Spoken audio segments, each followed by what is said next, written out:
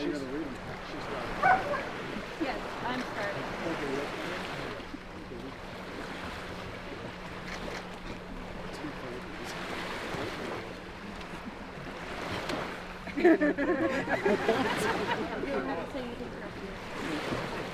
Hey guys.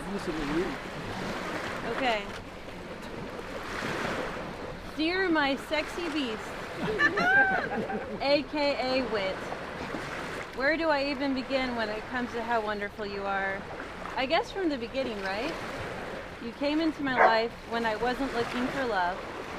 I had broken up with an ex the year before and tried dating, but it came to a point where I decided I would just enjoy life being single in an apartment in Portland and see where it goes. But during that hiatus, if you will, I wrote a list. It was a list of all the things I wanted and didn't want in the man I would be dating. Little did I know how important this list would become.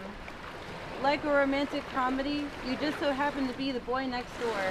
Although unlike a romantic comedy, I had already been living at my apartment for 3 years, your dad was my landlord, and you were getting back on your feet after serving 10 honorable years in the infantry. As many know, your first attempts in talking to me were not successful. I didn't know you were my landlord's son. All I knew was this redneck-looking guy with a goatee and a big red truck was trying to talk to me. I wasn't having any of it, and I had places to go. But after helping my roommates partially get a leather couch in our apartment, meaning that it ended up going through the window, you somehow managed to get my number from one of the said roommates, and so the courtship began. Each date made me like you even more because you impressed me by how much of a gentleman you were, how respectful you were, by your skills of crocheting, cooking, and cleaning, and later on, your great taste in women's clothing and thoughtful romantic gifts and surprises, among all the other amazing things you do. At one moment, I remember the list I had written and realized you checked off almost everything there, including but not limited to what I just said before, and also someone who had a sense of humor, was a protector, had goals in life, was taller than me, and clean shaven. Obviously, I made an exception for that because you tried that for me and we both regretted it.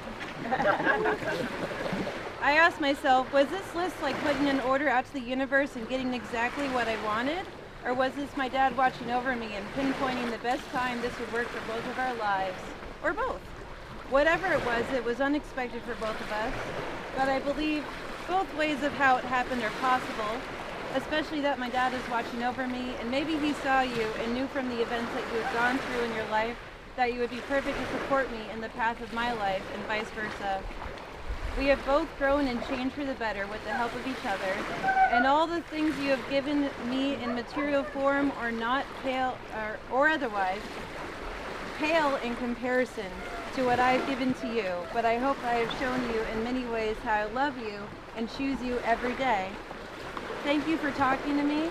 Thank you for dating me, for the fun we can have even going grocery shopping, your dad jokes, and bringing the nerd out of both of us, for wanting to marry me, live with me, buy a house with me, get a cat grudgingly from me, and then a dog, for pushing me to get a better job, be a better soldier, and be a better person in general.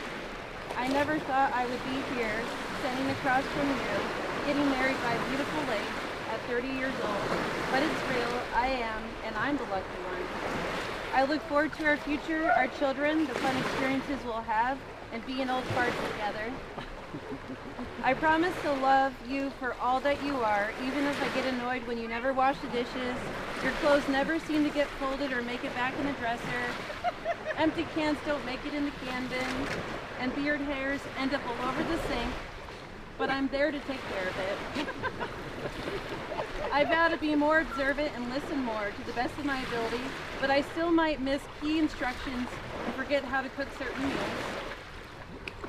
I don't vow that my memory will get any better or that I won't mix up stories from the past, but I promise I will try to recount and remember as best as my brain lets me.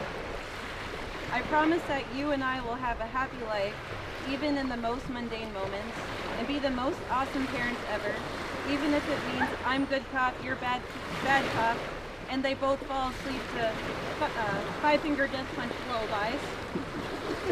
We've had good practice with fur babies. Lastly, I vow to be your calm in the storm. When everything is out of control, I'll be there to keep you still. Rely on me for that. I love your face. I mean, I love you. Forever and always, my sexy beast. I mean, Whit. Love, Lindsay.